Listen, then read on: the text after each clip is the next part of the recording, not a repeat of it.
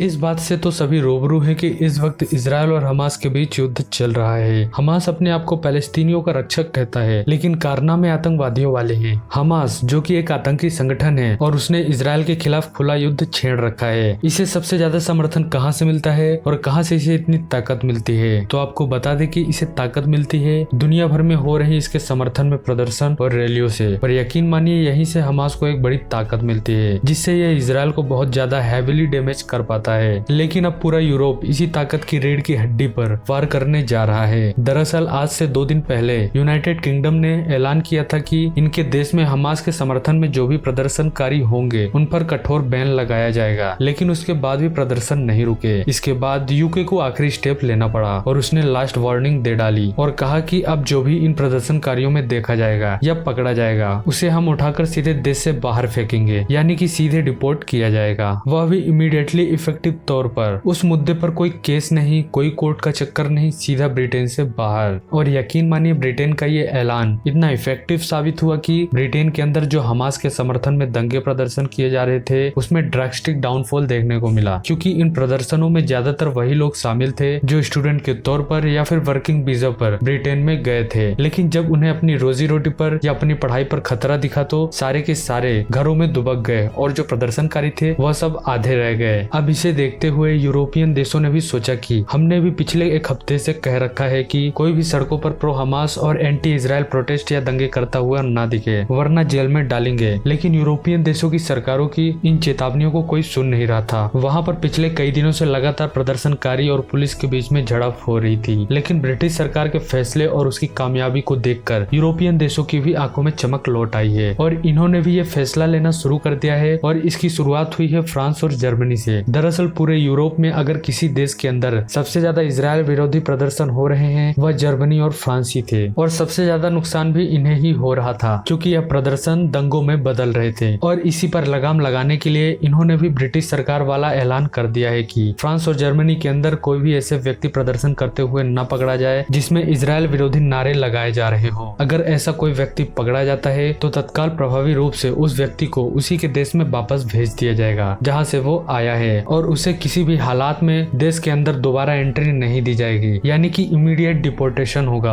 और यकीन मानिए इस ऐलान को हुए अभी मात्र 24 घंटे ही हुए हैं और दोनों देशों में ऐसे प्रदर्शनों में काफी ज्यादा कमी देखी जा रही है। लोग अब कम संख्या में ऐसे प्रदर्शन में शामिल हो रहे हैं क्योंकि सबको अपनी पढ़ाई और रोजी रोटी पर खतरा दिख रहा है। और अच्छी बात यह है कि जैसे जैसे ये फैसला कामयाब हो रहा है बाकी सभी देश भी इसे इम्प्लीमेंट करते जा रहे हैं ताकि इन प्रदर्शनों पर लगाम लगाई जा सके। इसके अलावा यह भी बात चल रही है कि यूरोप के अंदर बहुत सारे ऐसे इमिग्रेंट्स हैं जो दूसरे देशों से यूरोप में रहने आए हैं, लेकिन यहाँ आकर वो क्रिमिनल एक्टिविटी करते हैं, ऐसे ही दंगे प्रदर्शन में भाग लेते हैं। इस मामले के शांत होने के बाद उनका भी परमानेंट इलाज किया जाएगा और डिपोर्ट कर दिया जाएगा। यानी कि आप कह सकते हैं कि पूरे यूरोप में सफाई अभियान की शुरुआत हो चली है। तो दोस्तों आप सभी इस बारे में क्या सोचते हैं? आप हमें नीचे कमेंट में पिक करके जरूर बताना, और वीडियो अच्छी लगी हो तो वीडियो को लाइक और शेयर करना। Thanks for watching.